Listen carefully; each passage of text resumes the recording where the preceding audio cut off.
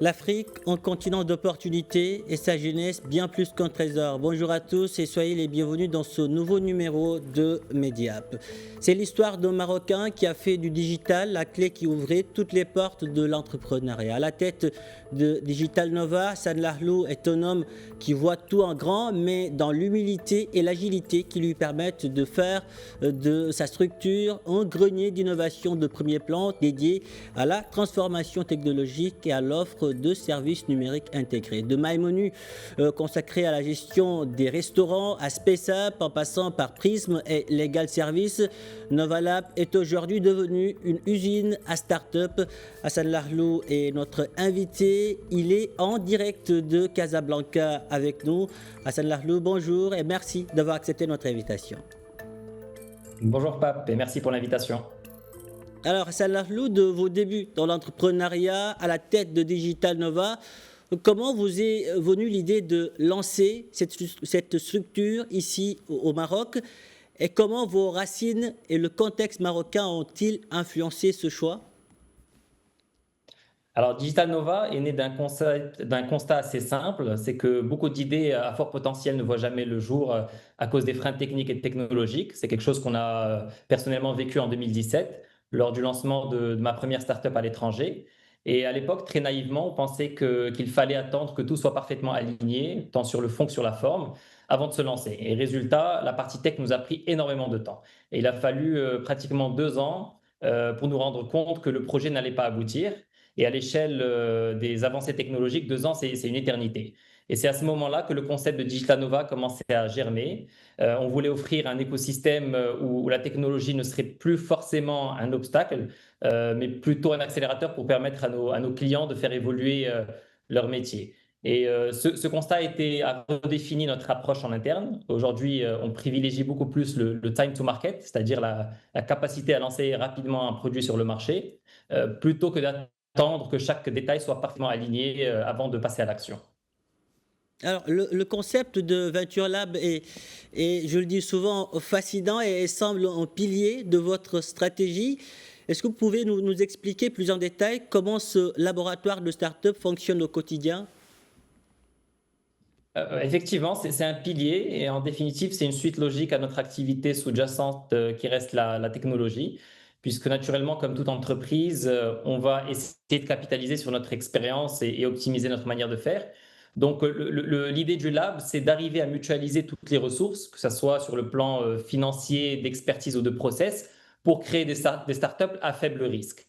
Notre Venture Lab a tout de même une particularité, c'est que la majorité des projets du lab sont pensés en interne, développés et déployés aussi en interne, et puis arriver à une certaine maturité, on va tenter de les faire scaler tant bien que mal.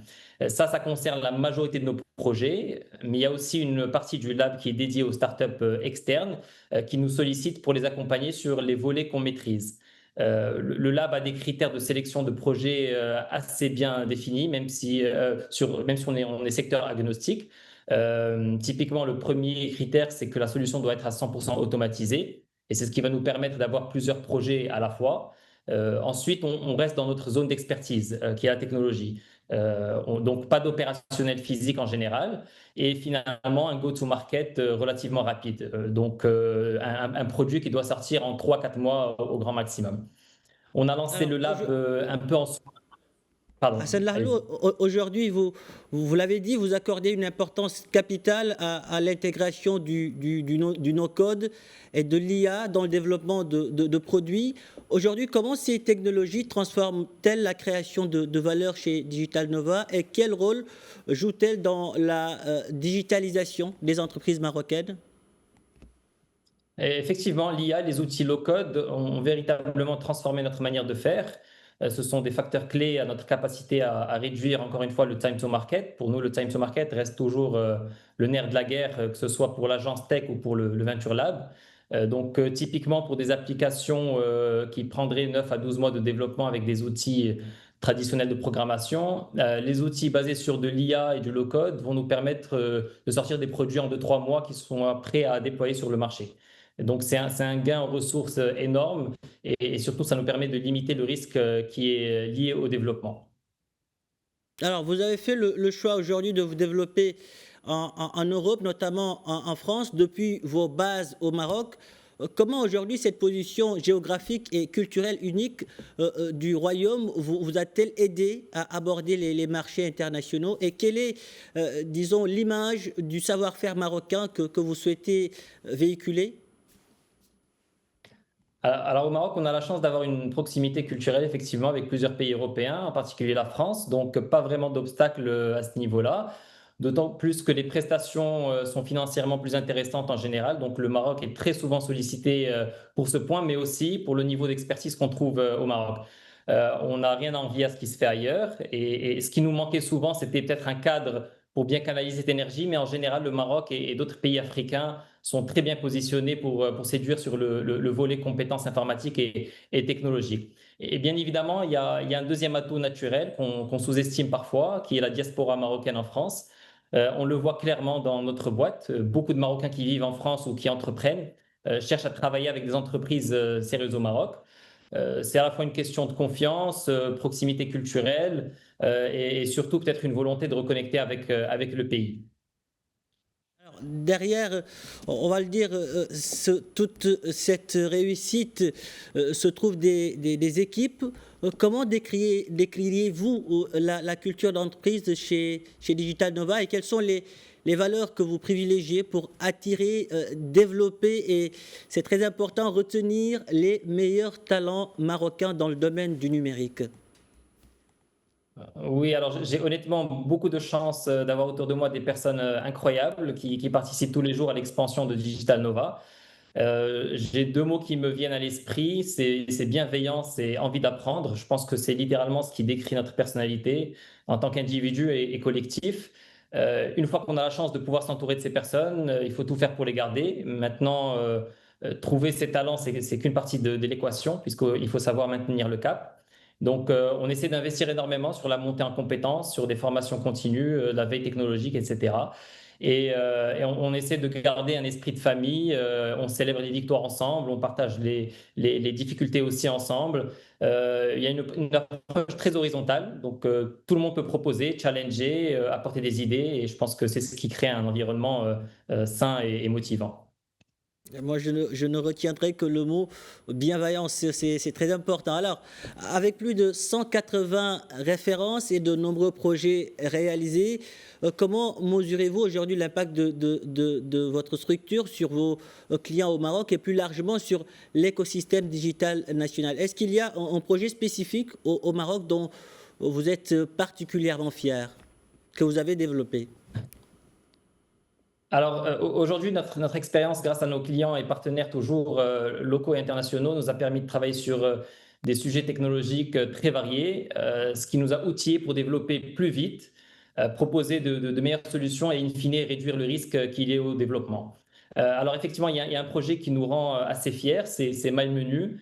C'est un exemple typique d'une idée qui est née localement dans notre lab et qui répond à un besoin concret qui est de digitaliser la commande en ligne dans la restauration et sans commission.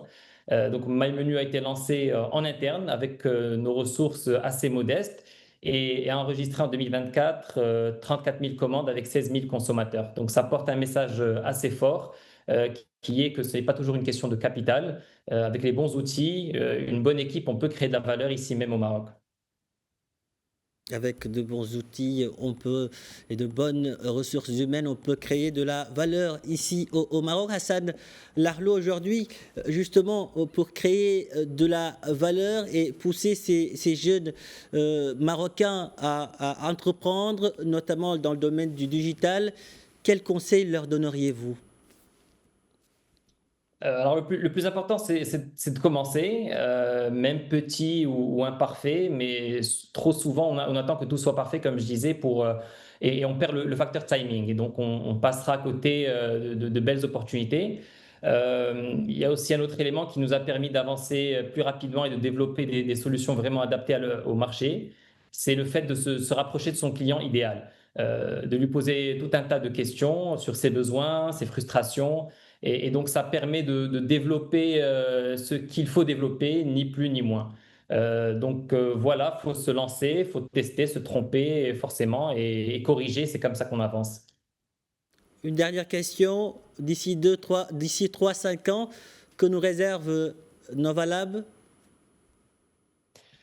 Alors, notre priorité est de toujours continuer à offrir des solutions technologiques adaptées et à l'ère du temps.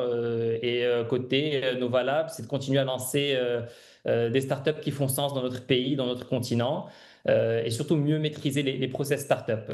Donc aujourd'hui, on a actuellement 5 startups dans le pipe que vous avez énoncé, et on espère, Inch'Allah, 5 autres dans les 3-4 prochaines années. Hassan Lahlou, merci. Merci pour toutes ces précisions. Merci d'avoir répondu à nos questions. Le Maroc, votre pays, est fier de vous. L'Afrique aussi. Merci. Merci encore pour l'invitation. Voilà qui referme ce numéro de Mediap. Merci de l'avoir suivi. Un grand merci aux équipes techniques et rédactionnelles ayant contribué à sa réalisation. Où que vous soyez, prenez soin de vous et allez jusqu'au bout de vos rêves. N'abandonnez jamais.